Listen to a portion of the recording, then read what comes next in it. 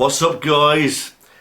It's Adam here, aka Anti-Cena Guy, coming at you with another pay-per-view review. This one requested by Nakamura Fan 1214, and he wanted me to review Hell in a Cell 2017. I'm not going to lie, everyone, this one was a fucking tough one to sit through, you know. I've had a long week at work, I'm exhausted, but I like to do my subscribers' fucking requests once in a while for a pay-per-view review, and this one got like 3 thumbs up. I mean, I don't get many thumbs up on any of the other requests, but this one got 3 thumbs up, you know, and it's for Hell in a Cell 2017. During the fucking PG era, and I just got done watching it moments ago, and I've got to tell you, it was fucking tough to sit through. This one was, guys. I mean, one good match on the card, and that's not me trying to come on here to try and hurt people's feelings. I'm not on here to try to be extra negative or any kind of that shit, but I'm not going to lie to you, this pay-per-view was just, it was garbage. It was a garbage. Could be the worst Hell in a Cell pay-per-view, I don't know, but when you think of Hell in a Cell, what do you think of? You think of Undertaker and throwing Mankind off the top of the Hell in a Cell, you know, Mankind going through the cell. The first epic Hell in a Cell match between Undertaker and Shawn Michaels, and Kane making his debut, you know. Cactus Jack versus Triple H, you know, where Cactus Jack goes through the cell again, and you know, so many great Hell in a Cell moments. But it seems like the highlight of this Hell in a Cell was the fucking Usos and the New Day using rainbow coloured kendo sticks. I mean, for fuck's sakes, really? Rainbow coloured kendo sticks? I mean, I'll go through it now one by one. The first match is a Hell in a Cell match, and it's for the Tag Team Championships. The Usos defeated the New Day in a Hell in a Cell match for the Tag Team Championships. First of all, Hell in a Cell is supposed to be about ending bitter feuds. It's supposed to be the most barbaric match in WWE history, where careers end, legends are defined, etc. So why have we got a Tag Team Championship Hell in a Cell match? And not just by main eventers either, by tag team division guys. I mean, I like the Usos now, but back then the Usos were like PG fucking goofs, man. And the New Day, everyone knows how I feel about the New Day. He doesn't get any more corny, he doesn't get any more PG than the fucking New Day. And this was a prime example, the most barbaric match of all time. And we've got rainbow coloured kendo sticks being used in this match. I mean, come on, man. How are you supposed to take this Hell in a Cell much seriously when you've got kendo sticks, you know, in rainbow colours like fucking candy canes or whatever the fuck? And the match wasn't even that good. I mean, I know kendo sticks are meant to hurt the opponent, you know, when you hit them with them, but when they're rainbow coloured, I mean, how the fuck are you meant to take it seriously? I mean, come on, man. Pull your fucking head out your ass, man. How the fuck are we supposed to take this fucking seriously? I mean, this was the first match of the night, and then after when you witness something like that, you think to yourself, I don't know if I can sit through the rest of the fucking pay-per-view, but I remember watching this match back in the day, and when I first saw that in the Hell in a Cell, I was like, what a fucking insult to the Hell in a Cell for what it stands for. Rainbow coloured kendo sticks by 2 PG jobbing tag teams. I mean, main eventers are supposed to be inside Hell in a Cell matches. What are these mid-card tag teams doing in a fucking Hell in a Cell? I mean, second match, Randy Orton defeated Rusev. Now, I like Randy Orton. Rusev could have had a better career in WWE, but we all know his time in WWE was fucking wasted, everybody.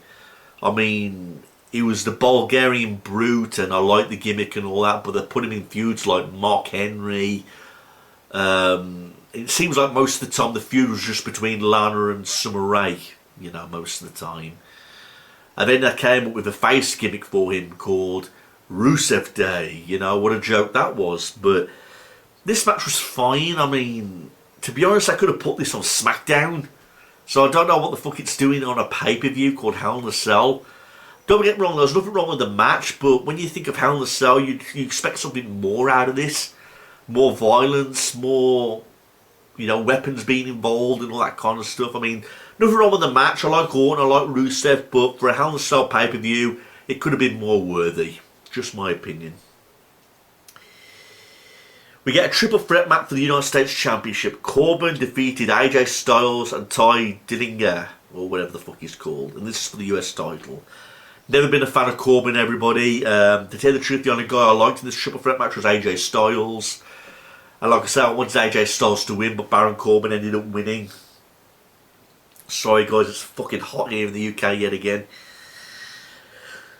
Corbin was basically a wasted talent, but I suppose that's one of the reasons why I didn't get into him, because I never gave him the gimmick or the push he deserved. I suppose that was one of the reasons why I never got behind the guy, which was a tragic shame. So, like I say, this triple threat match, US title match, does it deserve to be on a Hell in a Cell pay-per-view? Is it pay-per-view worthy? No fucking idea. But again, the match was fine, but again, you wouldn't think of to see it on a Hell in a Cell pay-per-view. You could have seen this on SmackDown. That's what this pay-per-view felt like. It felt like a very long SmackDown with a Hell in a Cell stipulation. You know what I mean? It's just like the next match, for example. Charlotte defeated Natalya by disqualification because Natalya used a chair. It's supposed to be Hell in a Cell, so aren't the rules are meant to be, a little bit twisted in this pay-per-view? Are you supposed to use no DQ rules? But anyway, everyone knows that I like Charlotte Flair. Natalya, again, is another wasted talent.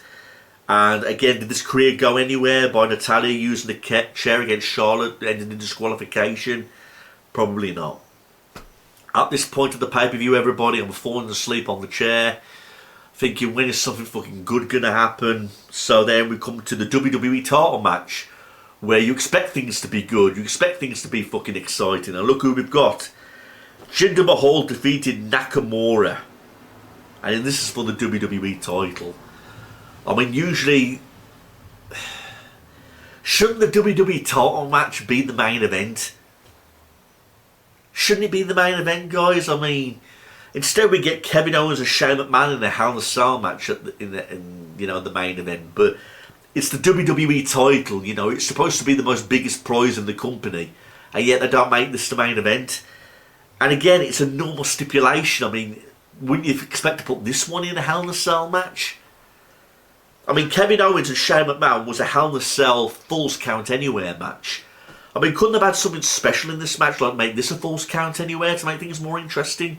It's the WWE title, and again, nothing's interesting stipulation-wise. I mean, Mahal defeated Nakamura. I'm not saying Nakamura is not a worthy competitor for the WWE title. I mean, I know he won the Royal Rumble, but where do things really go from there? Fucking nowhere. So, next one, Bobby Roode defeated Dolph Ziggler by holding Dolph Ziggler's tights. I remember this well. Dolph Ziggler on SmackDown said he was going to do something impressive at this fucking pay-per-view, and the only impressive thing he did was come to the ring with no entrance music. There you go, there's your big Dolph Ziggler moment. He promises the fans and he promises everybody at home that he's going to do something exciting at the pay-per-view, and all he fucking did was come down to the ring with no entrance music. And he ends up getting beat by Bobby Roode. Again, that was a bit of a spit in the face for the fans, but it is what it is, guys. It is what it is.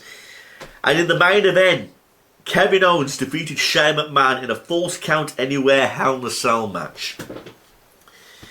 And this is probably the only good match on the card, everybody. It was an exciting Hell in a Cell match, but it was fucking long, man. This was a very long Hell in a Cell match, about 40 minutes long. Both guys go to the top of the cell. You think to yourself, shit, are these guys going to go through the cell like the good old days? No, they end up climbing back down the cell. Kevin Owens does go through a table. Shane McMahon sets Kevin Owens up for the elbow off the top of the cell, but Sami Zayn turns heel and helps Kevin Owens, and he puts Kevin Owens over Shane McMahon for him to get the victory. I can't understand why this was a Hell in a Cell match, Kevin Owens and Shane McMahon. I know they had a bit of a feud, but was the feud really bitter enough for it to be a Hell in a Cell match? To be honest, I would have rather seen Mahal and Nakamura in a Hell in a Cell match and put Kevin Owens and Shane McMahon in a Falls Count Anywhere match somewhere in the middle of the card. But no, this was the main event, and it wasn't for a title or anything like that. It was just a Hell in a Cell match. I mean, it was a good match, don't get me wrong. It was probably the only best Hell in a Cell match on the card.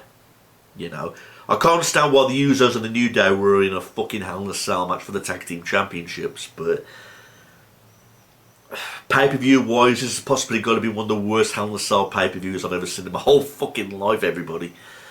I mean, could be the worst, I have no fucking idea, but fuck me, it was a good Hell in a Cell match, don't get me wrong, but it wasn't like, oh my god, this is fucking awesome. It was like a, okay, for what you'd see in a PG fucking pay-per-view, you know, between these two guys who haven't really had a bitter feud or anything like that. It's just fine Hell in a Cell match. That's the complaint I have about these gimmick pay-per-views like Money in the Bank and all that kind of thing. Well, I'll get to that in a different thing, but Hell in a Cell, it seems like all the mid-carders and jobbers are all going in Hell in a Cell now. The Hell in a Cell was supposed to be for main eventers, ending careers in the most barbaric match and ending feuds. That's what the Hell in a Cell match was supposed to be. But now when you got random people like the Usos or the New Day going in it, you know, you think to yourself it's just a normal match. You know what I mean? It's a normal match you expect to see anywhere. Next I'll be showing the Hell in a Cell on SmackDown. You know what I mean? Because it's got up to the point now where you can't take the match seriously enough anymore. But thank God it's over, everybody. I've just watched it all the way through and I've just reviewed it for you, so I hope you're happy. Hopefully I can get back to some reviewing some really great pay-per-views. I mean, if you've got a pay-per-view you want me to review, leave it in the comment section below and make sure it gets plenty of thumbs up, everybody. The more thumbs up it gets, the more chances of it getting reviewed. So, there's your Hell in a Cell 2017 Borefest review. Please like and comment and everybody, and if you've got any questions. Thank fuck that's over. Such a PG, cringe-worthy, childish pay-per-view, man. Possibly the worst Hell in a Cell pay-per-view of all time. One good match on the fucking card and it wasn't enough to fucking save it. So, fuck you WWE, PG era can kiss my ass. Worst fucking time of WWE was the PG era, man. I mean, I'm glad it's dead now, but fuck me, this was hard to sit through. Thank you everyone for watching this. Peace out. Fuck off!